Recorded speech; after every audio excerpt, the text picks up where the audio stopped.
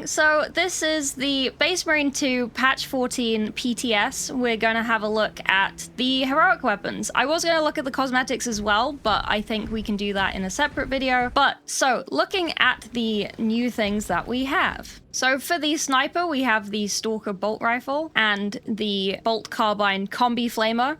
They're nice. They're pretty cool. And then on assault, we can see the new melee weapons, the Lord Executioner's axe, the Salamander power sword, and the Deathwatch power fist. And then on tactical or vanguard, we have the Salamander's melter rifle as our 6th heroic weapon. So I'm going to be taking these through the battle sim and kind of just showing you how the perks work and how they work as a whole and my kind of first reactions to them. So first up is the Salamander's power sword. Nocturne's retort. Perfect parry to empower the blade and deal 1 more damage with the next light attack in speed style. Hold up to 5 empower stacks and the parry window is shorter. So this is a fencing weapon and it has block parry windows. So this is essentially the Ardent Edge but for the power sword, which is pretty nice. We like this. Next up is the Lord Executioner's axe. This essentially just gives you the whirling strike attack from the Omniscient axe, which is the charged heavy attack from the Omniscient axe. It's pretty nice. I like this. People that don't like the fencing heroic Thunderhammer will probably enjoy this a lot more just because it is block, so you do get that extra attack damage from the block stacks. So you're probably going to want to take the Aftershock Improvement perk just so you get the extra whirling slash because that does count towards this. And then on the Deathwatch Power Fist, we have the Burning Impact, pause after any light attack to enter a stance, and then light attack again to fire a Melter Blast that inflicts the burn status. This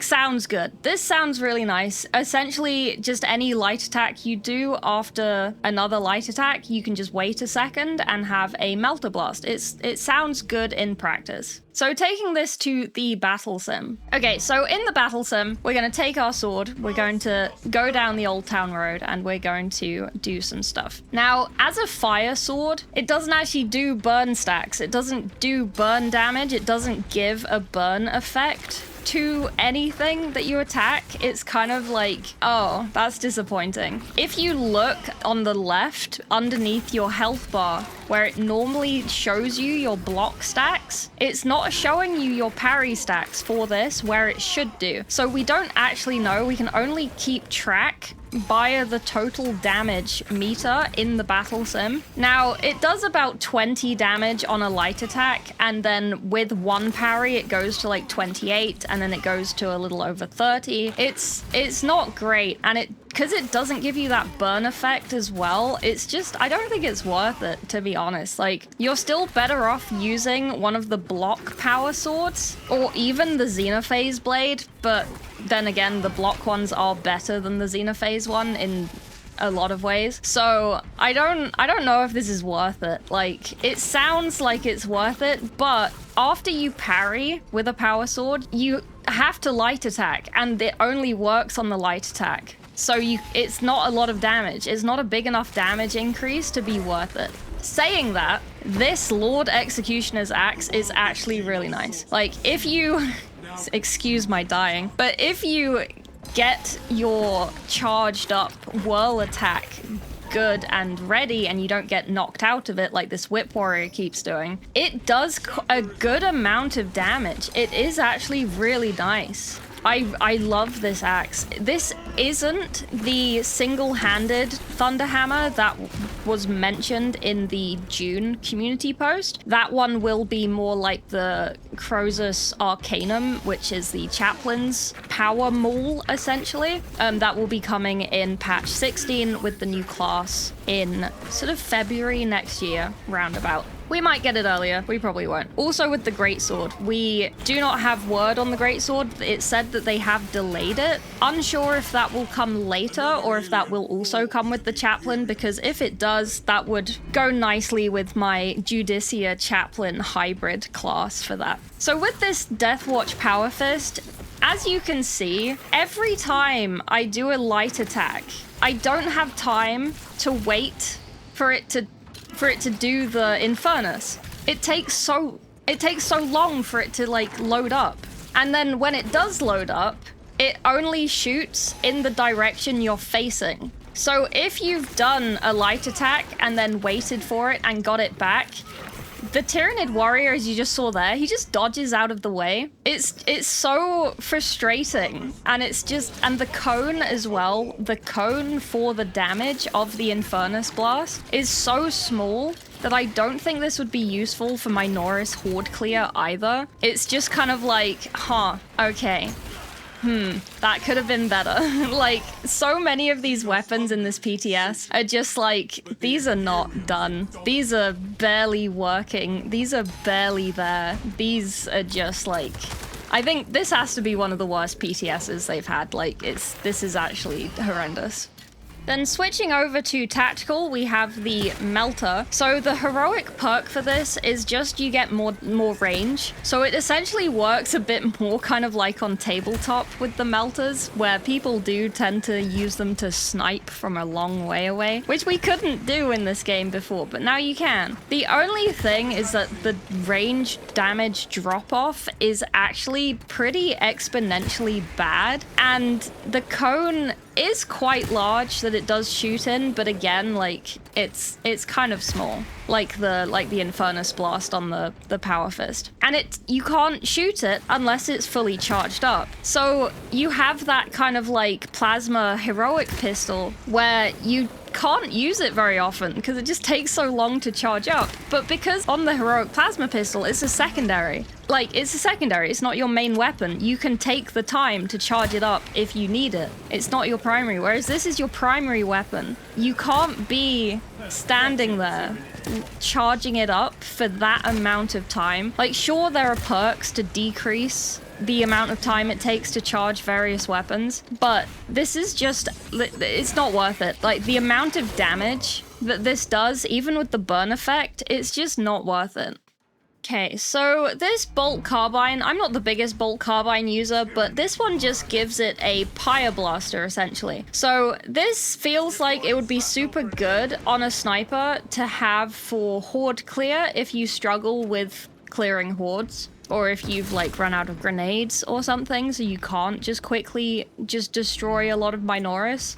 If you like this gun anyway, then I guess you're using it already, and having the flamer is just quite nice for that, especially because the burn stack is quite nice, and it does have that big cone that all the other Pyre Blasters have, so we do enjoy this. On the warriors, it does as you would expect with a Pyre Blaster. I think it does a little bit less than an actual Pyre Blaster or a Pyre Cannon, so I wouldn't rely on this as a thing. You also can't reload it with ammo crates. You do have to pick up the ammo boxes that are just randomly around. I think this is the same as most secondary weapon ammo sources, such as the grenade launcher as well on the Deathwatch heavy bolt rifle. So that's kind of annoying. I would also have thought that you could reload it with the Pyre canister grenades as well, but that does not reload your Pyre Blaster either.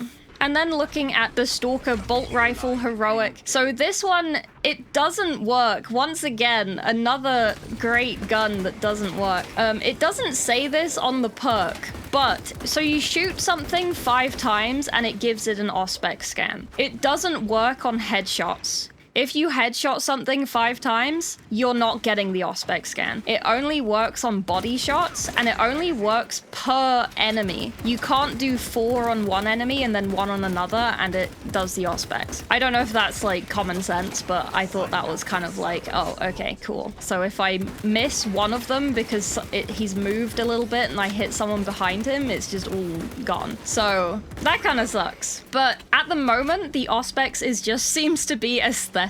It does look like it should be on everything around the enemy that has the Auspex. I imagine this depends on your perks, maybe? Oh wait, it's not tactical, so you can't change what has the Auspex on it. So, I don't know. It would just go on everything then, which might be a little OP if it worked, but it doesn't work. So yeah, I imagine this doesn't stack with the tactical Auspex either. I imagine it's just an on-off switch, but we'll see. I guess we'll see. If they update the patch, the public test server, then maybe it'll be a bit better, but yeah.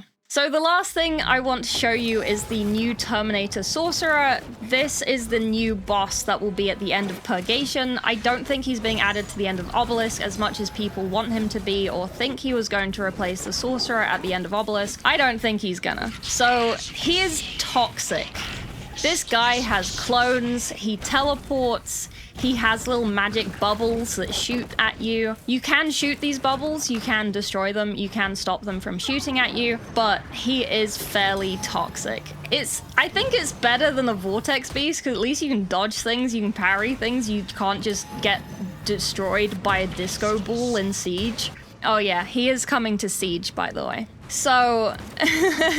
this guy's pretty cool. He does these like grounded warping effects as well that I quite like. If you parry or dodge a clone, you do get a gun strike, but the gun strike is on the clone, not on the sorcerer. So you don't want to be using gun strikes after you have done something to a clone, because it will just disappear and it will mess you up if you're trying to do something else like shooting, because gun strikes are not on a separate button still, and I doubt they will ever be put on a separate button. But yeah, so on this first section of health, phase 1 if you will, he's just kind of fighting with his 2 clones that kind of attack you every so often, and he can do a dodge backwards where he puts a clone in his place and then he can shoot forwards through that while you're distracted. So you do need to sort of increase your FOV a bit so you can see him when he jumps back and charges up his attack, so you can dodge it or parry it depending on what the clone is doing as well right in front of you.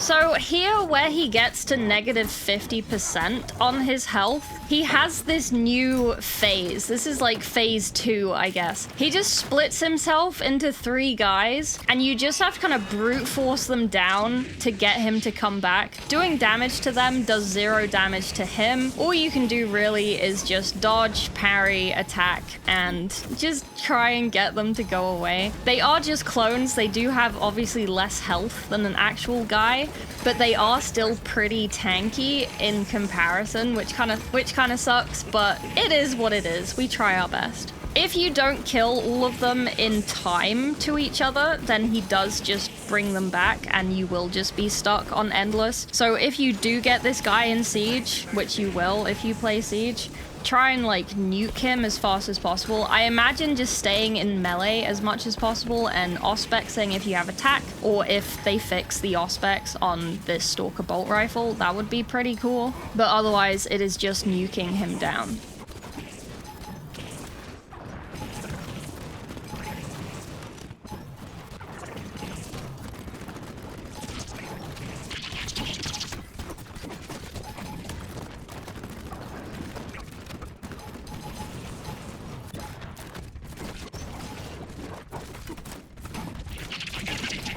Then in his last phase, I don't think he actually changes anything. He just gets a little more aggressive with stuff and a little more bouncy. But the main thing I wanted to show here was just the execute, because as much as things reuse assets, this was pretty big. This is a new chaos boss, like an end mode boss. And the execute, I was kind of expecting something huge, something really aesthetically pretty, and it's just kind of disappointing. If you can work out what it looks like before I tell you,